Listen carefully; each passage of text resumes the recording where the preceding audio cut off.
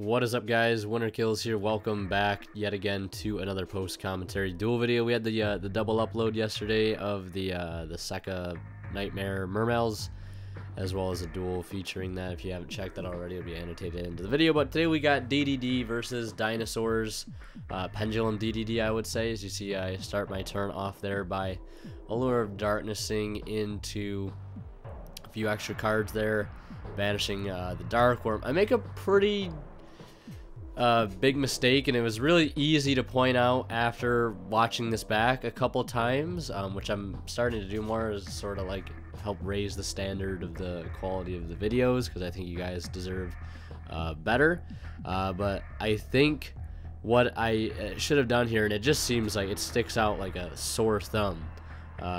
Instead of doing what I do now, I have the darkwurm in hand. All I should do right now is just normal summon it, search Supreme King Gate 0, and then I can go into Electromite, and then I can start making my fusion plays, which would actually be pretty good considering that I have Ragnarok in hand as well as Leonidas, so I could probably make some pretty decent plays, you know, putting that Ragnarok in the Pendulum scale and then fusing with the Leonidas, going for something like Genghis,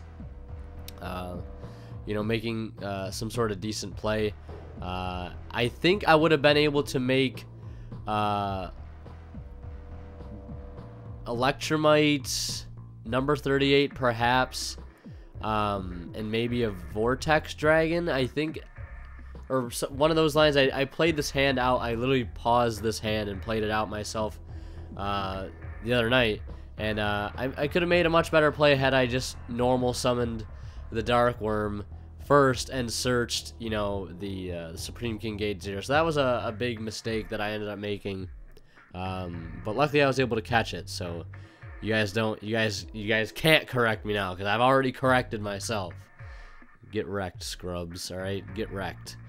Even though, yeah, I'm still kind of a newbie at this deck. It's been months and months since I played. I'm not using that as an excuse. It's just a simple matter of the fact. And then because of the mistake that I ended up making, I ended up with this weird board with Master King Archfiend, which I kind of had to go into, waste my Diarch Fusion, and then I end up with this awkward board. I don't know why I didn't. I just kind of overthought the play, which is something I do a lot, looking back. I tend to mind game myself a little too much, and to making plays and overthink things. I don't know. If I just kind of relax a little bit more and just, you know, try to make decent plays. Sometimes I let the fact that I'm on camera get to me a little too much. I don't know what it is. But you'll see the Fossil Dig there. Go grab the Oviraptor, and I believe Oviraptor now sending to the grave the Miscellaneousaurus. Very, very good card. Even though it is at 1, understandably so. Very, very good card. And he said he added that Ultimate Conductor, and then another Fossil Dig, adding that Giant Rex. This deck, by the way, this Dinosaur deck, is a really great budget deck if you're looking to pick something up. In trying to expand what type of content I make on this channel, I was thinking about doing a monthly series, a once-a-month series, where I talk about the top 5 best decks, sort of like a meta breakdown for a month. And then for that month, maybe talk about 5 top budget decks. I know you guys have probably seen other YouTubers do something like that. But it's something I always kind of liked or wanted to do. So what did he synchro summon here for using the Oviraptor and the Aleo? It's the Chambara. So I pulled up a quick picture because I'd rather not use a blank card. Double Evolution Pill, banishing Miscellaneousaurus, I believe, and a Comungus.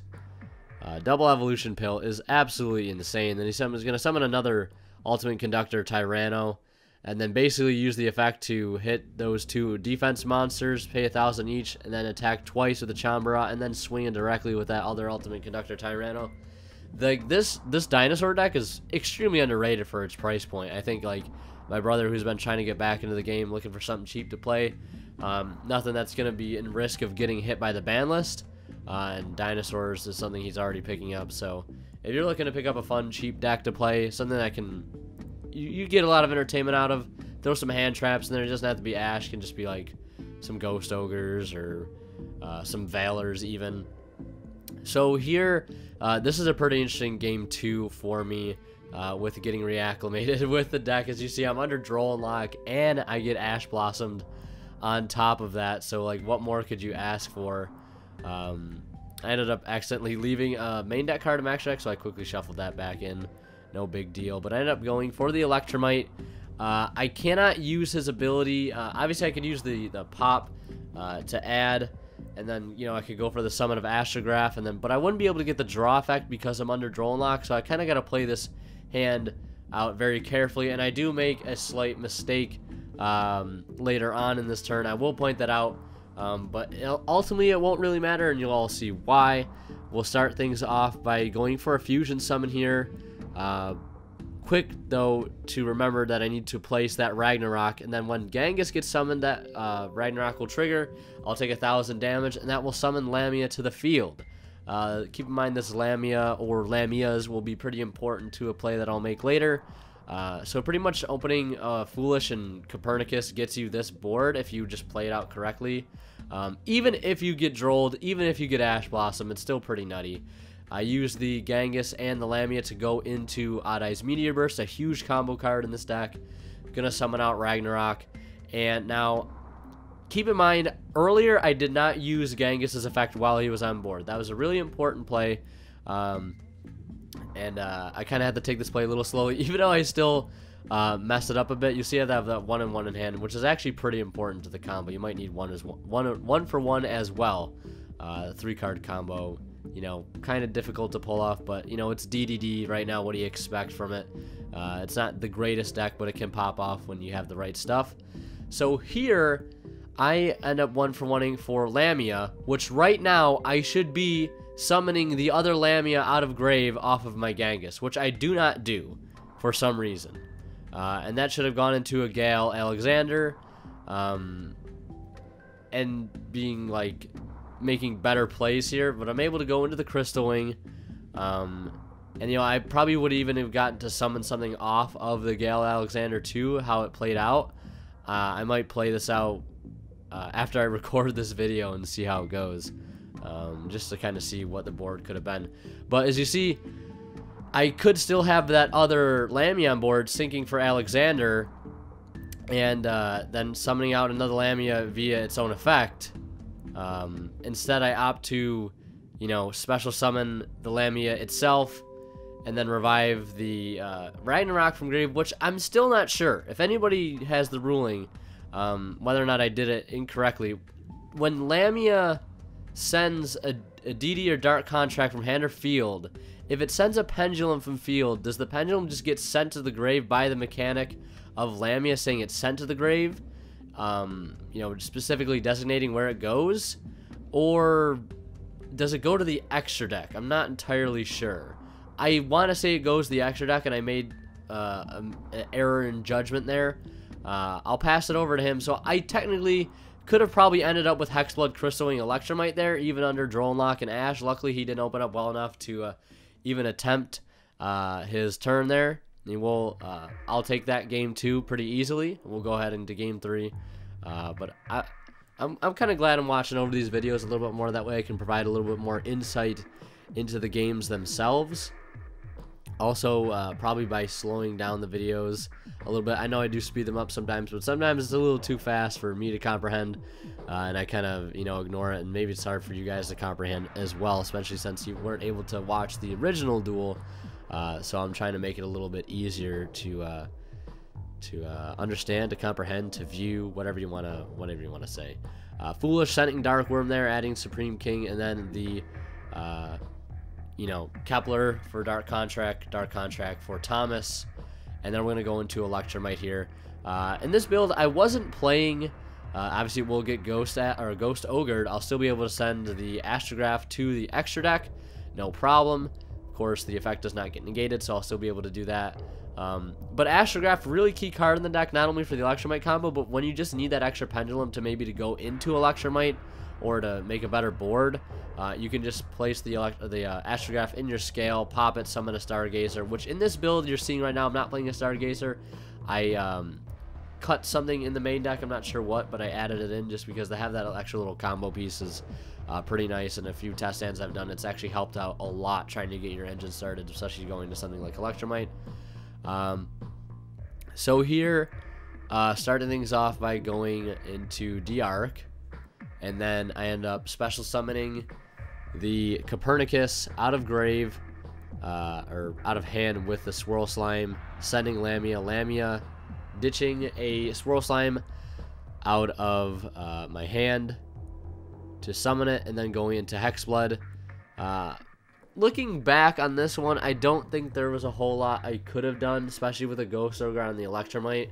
I obviously could have made a lot more plays. I decided to let the Terraforming go because I'm worried about a card called Double Evolution Pill. And I'm taking my chances with Kaijus and Speak of the Devil, and the Devil may appear. There it is. There's Kamungus on top of the Hexblood, the only line of defense really there. Kind of unlucky, but I was just kind of hoping the Double Evolution Pill would be something that could stop. Since he did have that Ghost Ogre in grave, that's usually a pretty easy target. You know, banish the Ghost Ogre and one other Dinosaur to get that free Ultimate Conductor. Fossil Dig, as you saw, grabbing the Oviraptor. When the Oviraptor is summoned, the token will get placed to my side of the field. Gonna use Oviraptor's Destruction effect and try to target the token, and instead we'll send the Overtech to the grave to add that Poppin' Pilly, that Double Evolution Pill, and get that Ultimate Conductor Tyranno out. And then I believe he ends up attacking here with the Oviraptor, and then uses Lost World to protect that token again, and then sends the baby dinosaur. It's not Pettyranodon, that's the other one. I'm not sure what this one is called. And then goes for Giant Rex. Just a free 2k beat stick. Really clutch. Really good card, because if you banish Giant Rex off of Double Evolution Pill, it just comes back for free. Very, very good card. And then he ends up using, of course, Conductor Tyranno's effect, I think. Clear my board a little bit. Not able to game me, though, thankfully. It does have Ash Blossom in hand. I go to pay the 1,000. Standby phase. It gets ashed, but I still have a Swirl Slime in grave. I summon the what is it? The Ragnarok, and right now I have a chance to make a play. Is it the greatest? Not really. See, Ragnarok will summon itself, and one special summon will summon the Hexblood, but then he will tribute to Book of Moon and everything, so I'm going to go ahead and scoop it up there. Probably could have won this game 2-0 had I played a little better in the first game, although his opening field with the double Ultimate Conductor Tyranno could have been pretty rough. Not sure how it would have played out. Like I said, I think I might have been able to end with like Vortex and number 38. Not entirely sure, but you want to go ahead and look at my opening hand and grab the cards for yourself if you've got a DD deck. You can test it out, and I'm pretty sure I would have been able to end with something better. I'm going to try to get a DD deck profile up, maybe another test hand video now that I'm a little more versed in the deck. Probably be a little better than the last one, so hope you guys enjoy it. If you did, you know what to do. Leave a like, and as always, WinnerKill signing out. We'll see you in the next one.